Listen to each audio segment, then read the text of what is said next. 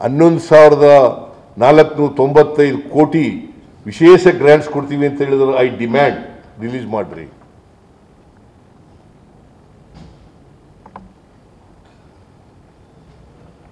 So ಇದು ಮಾಡಲಿಲ್ಲ. ಆಮೇಲೆ ಮಹದಾಯಿ ಯೋಜನೆ ಎನ್ವೈರನ್ಮೆಂಟಲ್ ಕ್ಲಿಯರೆನ್ಸ್ ಆಗಬೇಕು, ಇವತ್ತಿನವರೆಗೆ ಮಾಡಿಕೊಟ್ಟಿಲ್ಲ. ಮಹದಾಯಿ ಯೋಜನೆ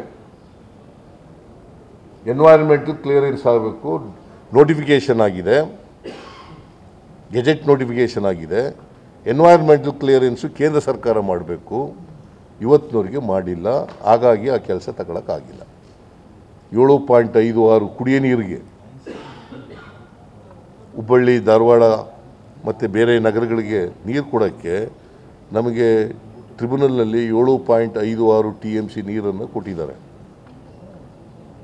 ಅದನ್ನು ಉಪಯೋಗಿಸ್ಕೊಳ್ಳಿಕ್ಕೆ ಪ್ರಾಜೆಕ್ಟ್ ಪ್ರಾರಂಭ ಮಾಡಬೇಕು. ನಾವು ಕ್ಲಿಯರೆನ್ಸ್ ಕೊಡಿ ಅಂದರೆ ಕೊಟ್ಟಿಲ್ಲ ಇವತ್ತಿನವರೆಗೆ.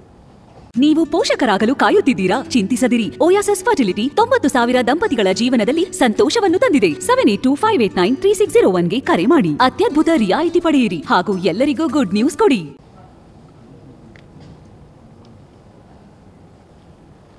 ನಂಬರ್. ಆಮೇಲೆ ಅಪ್ಪರ್ ಕೃಷ್ಣ ಅದನ್ನು ನ್ಯಾಷನಲ್ ಪ್ರಾಜೆಕ್ಟ್ ಮಾಡ್ತೀವಿ ಅಂತ ಹೇಳಿದ್ರು. 130.9 TMC ನೀರಲ್ಲ, ಅಪ್ಪರ್ ಭದ್ರ ಇದರದ್ದು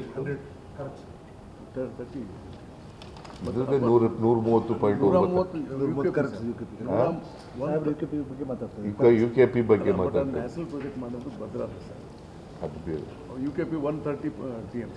third stage UKP third stage ಅವರು ಇವತ್ತಿನವರೆಗೂ ಒಂದು ಅಫಿಡವಿಟ್ ಹಾಕಲಿಲ್ಲ, ಸ್ಟೇ ಕೊಟ್ಬಿಟ್ಟಿದ್ದಾರೆ. ಅದನ್ನು ವೆಕೇಟ್ ಮಾಡಿಸಿ ಅಫಿಡವಿಟ್ ಹಾಕಿ ನಮಗೆ ಇವತ್ತಿನವರೆಗೆ ಗೆಜೆಟ್ ನೋಟಿಫಿಕೇಶನ್ ಮಾಡಿಕೊಟ್ಟಿಲ್ಲ. ಇವತ್ತಿನವರೆಗೆ ಗೆಜೆಟ್ ನೋಟಿಫಿಕೇಶನ್ ಮಾಡಿಕೊಟ್ಟಿಲ್ಲ. ಮೇಕೆದಾಟು ಕುಡಿಯ ನೀರು ಬೆಂಗಳೂರಿಗೆ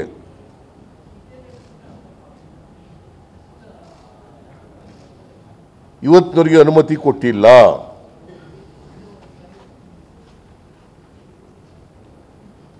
ಇದು ಎರಡನೇದು.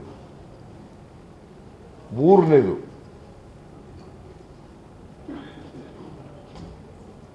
ಬರಗಾಲ ಬಂದಿದೆ ಕರ್ನಾಟಕದಲ್ಲಿ.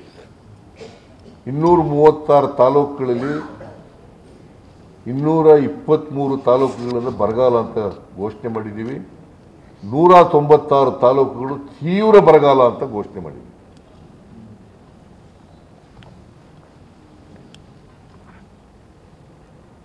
ಸೆಪ್ಟೆಂಬರ್ 23ರಲ್ಲಿ ಸೆಂಟ್ರಲ್ ಟೀಮ್ ಬಂತು.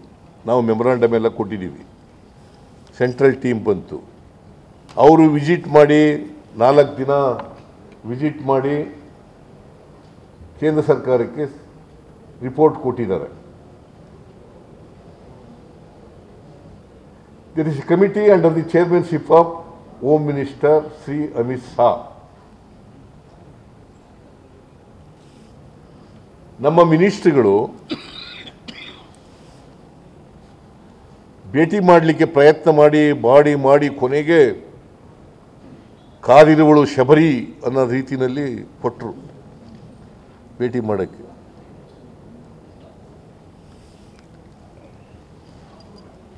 ಆಮೇಲೆ ನನಗೆ ಪ್ರೈಮ್ ಮಿನಿಸ್ಟ್ರು ಅಮಿತ್ ಶಾ ಅವರು ಭೇಟಿ ಮಾಡೋದು. ಯಾವ ತಿಂಗಳು? ಡಿಸೆಂಬರ್ ತಿಂಗಳಲ್ಲಿ ಭೇಟಿ ಕೊಟ್ಟು ಟೈಮ್. ಆಗ DK ಶಿವಕುಮಾರ್ ಕೂಡ ಪ್ರತ್ಯೇಕವಾಗಿ ಭೇಟಿ ಮಾಡಿದರು. ನಾನು ಕೃಷ್ಣ ಬೈರೇಗೌಡ ಭೇಟಿ ಮಾಡಿದ್ದು ಮುಖ್ಯಮಂತ್ರಿಗಳಿಗೆ ಪ್ರಧಾನಮಂತ್ರಿಗಳಿಗೆ ಮತ್ತು ಅಮಿತ್ ಶಾ ಅವರಿಗೆ, ಚೇರ್ಮನ್ಗೆ. ಅಮಿತ್ ಶಾ ಅವರು ಹೇಳಿದ್ರು, ನಾವು 20ನೇ ತಾರೀಕು ಭೇಟಿ ಮಾಡಿದ್ದೆ, ಡಿಸೆಂಬರ್ 20ಕ್ಕೆ. ಅಮಿತ್ ಶಾ ಅವರು ಹೇಳಿದ್ರು 23ಕ್ಕೆ ಮೀಟಿಂಗ್ ಕರೆದಿದ್ದೀನಿ, ನಾವು ಅವತ್ತು ಒಂದು ತೀರ್ಮಾನ ಮಾಡ್ತೀವಿ ಅಂತ ಹೇಳಿದ್ರು. ಇವತ್ತಿನವರಿಗೆ ಒಂದು ಸಾರಿ ಮೀಟಿಂಗ್ ಫಿಕ್ಸ್ ಮಾಡಿದ್ರು, ಪುನಃ ಮೀಟಿಂಗ್ ಕರೀಲಿಲ್ಲ.